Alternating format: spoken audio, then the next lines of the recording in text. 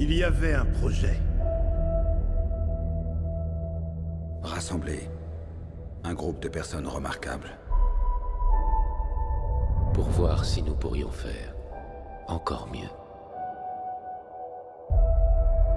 Et pouvoir, le moment venu, livrer toutes les batailles qu'ils auraient perdu.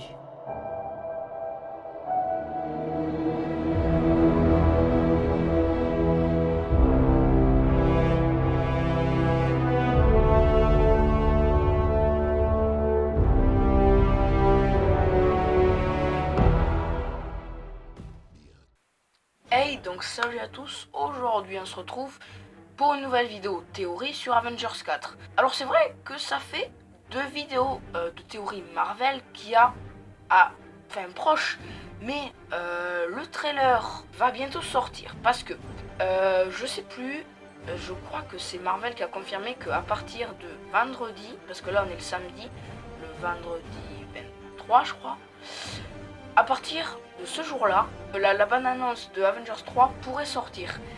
Et je me suis dit, il faut que je me dépêche de la sortir parce que tout ce que je vais dire là, à mon avis, la moitié va être contredit. Ben après, je suis pas sûr, mais la moitié va être contredit par la bande-annonce, c'est sûr. Du coup, il faut que je me dépêche de la faire avant la bande-annonce. Et donc, c'est parti.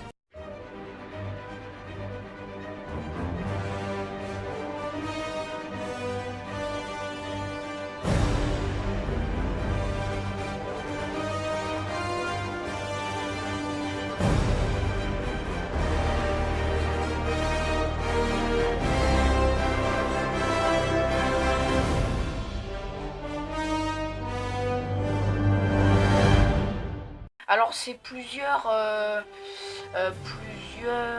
comment dire, rubriques, plusieurs théories. Dans une grosse théorie, c'est voilà 5 théories comme Didi Chan oui, Warhawk. Donc le premier truc c'est est-ce que Hulk va revenir? Alors c'est sûr que oui en fait, parce que ils vont pas abandonner Hulk. Il est quand même important et la question c'est plutôt comment il va revenir. Dans Avengers 3, il voulait plus revenir. On savait pas pourquoi. Y en a qui disaient que c'était parce qu'il s'était pris une raclée par Thanos, mais moi je suis pas convaincu de ça. Enfin, plein de gens avaient monté leur propre théorie.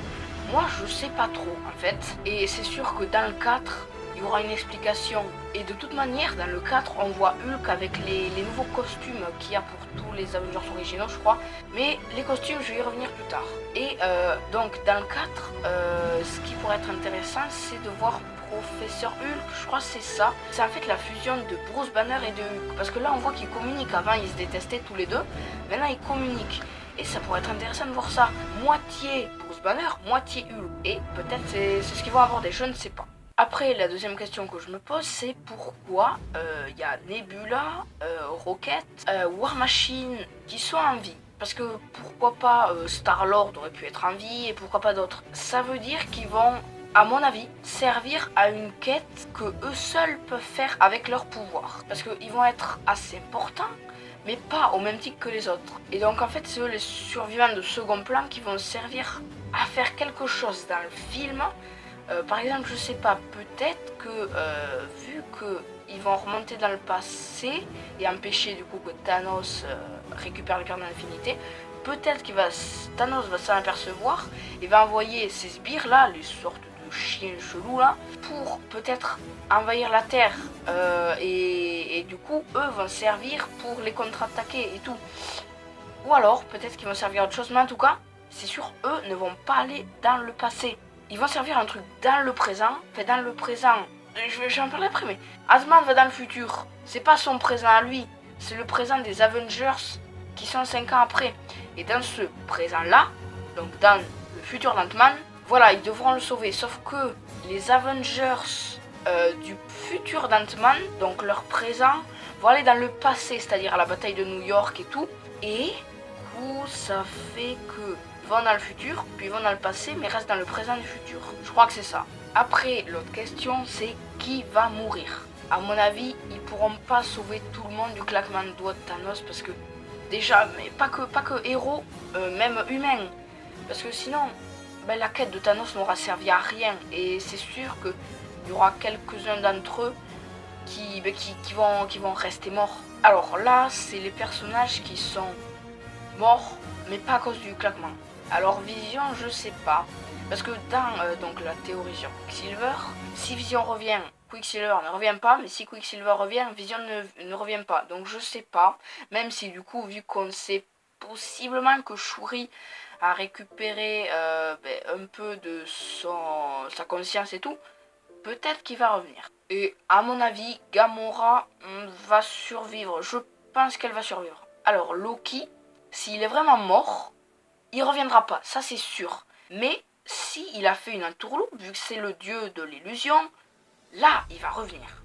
Le truc c'est que je veux dire, Vision est mort, mais ils peuvent le sauver. Tandis que Loki, il est mort, mais personne va le sauver. Ça c'est sûr, je suis sûr.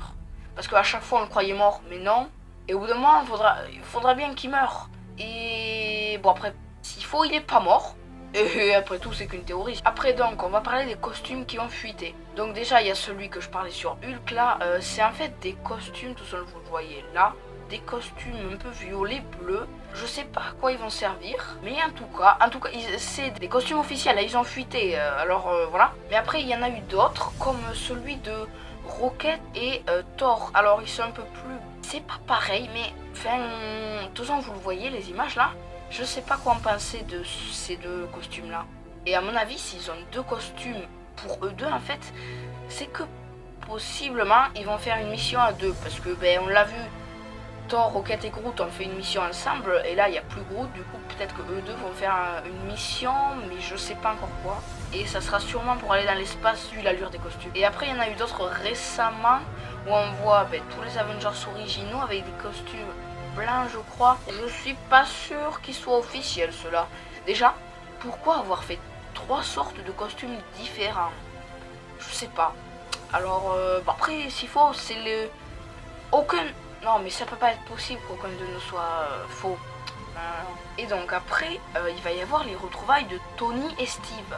Parce que c'est obligé. Déjà, ils vont dans le passé ensemble avec Hulk, enfin Bruce Banner et Ant-Man, parce qu'on le voit dans les images qui ont fuité. Et je sais pas encore comment, mais en tout cas, Nebula et Tony vont devoir revenir sur Terre. Ça, je sais pas s'ils vont l'expliquer. Et Tony, normalement, aura un enfant avec Pepper, parce que ça se passe 5 ans après. Et il a dit dans Avengers 3, j'ai une vision, j'ai rêvé qu'on avait un enfant et tout. Alors possiblement il en aura un. Et du coup, Scott va arriver. Et à mon avis, Tony... va dire à Captain America de venir pour les aider parce qu'il aura certainement besoin de lui. Alors je sais pas trop comment ils vont se retrouver, mais en tout cas ils vont se retrouver. Et alors là c'est juste pour montrer tous les changements des Avengers originaux. Alors Thor à la base il avait des cheveux longs, maintenant il les a courts. Il a perdu un œil, il a perdu son marteau et il a eu Stormbreaker, une hache. Hawkeye, ça c'est pas sûr, mais un peu sûr quand même. Il deviendra Ronin, il aura plus son arc et il aura un costume. Et possiblement il deviendra Ronin parce que sa famille aura subi le claquement de doigts de Thanos. Et à mon avis il voudra tuer Thanos parce que Thanos a tué sa famille.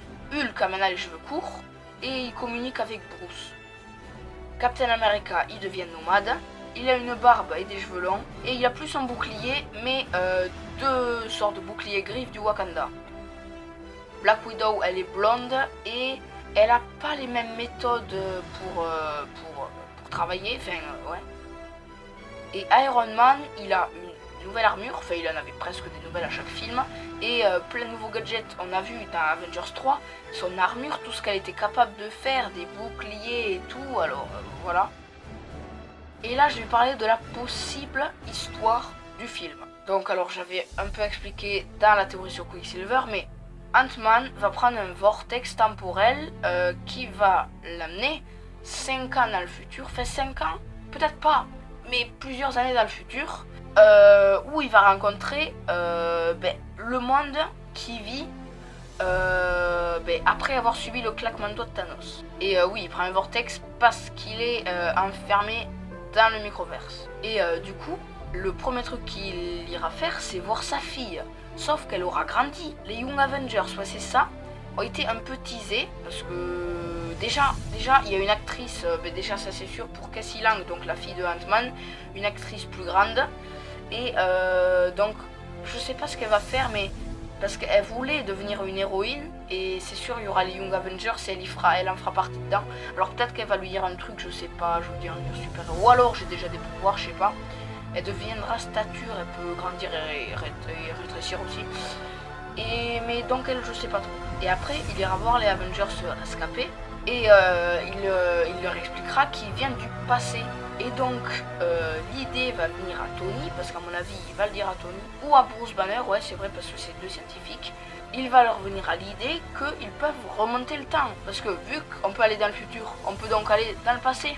Et donc, à mon avis, ce qu'ils vont vouloir faire, c'est revenir avant le claquement de doigts pour récupérer les pierres d'infinité et empêcher le claquement de doigts de Thanos. Mais le truc que je me demande, c'est pourquoi ils vont aller dans la bataille de New York. Ça veut dire qu'il va y avoir un truc important là. Je sais pas trop en fait. Peut-être parce qu'il y a le cercle là qui a ouvert le Tesseract. Peut-être qu'ils vont y aller et rencontrer... Non mais je sais pas en fait, je sais pas du tout. Et donc oui, ceux qui iront dans le passé, c'est Tony, Bruce, Scott et Steve. Et donc les autres resteront dans le présent. Donc c'est-à-dire Thor, Rocket, Nebula, War Machine. Ben, du coup, Hawkeye et Captain Marvel. Mais eux, en fait, ils vont faire une apparition, c'est sûr, un peu inattendue. Et quand on s'y attendra peut-être le moins, peut-être pour sauver quelqu'un par exemple. Mais en tout cas, ils arriveront pas en même temps, ça c'est sûr. Et après, je sais pas trop pour la suite. Mais après, ils vont cacher des trucs dans les bandes annonces parce que ils l'avaient fait pour Avengers 3. Quand Captain America empêche Thanos, il le tient.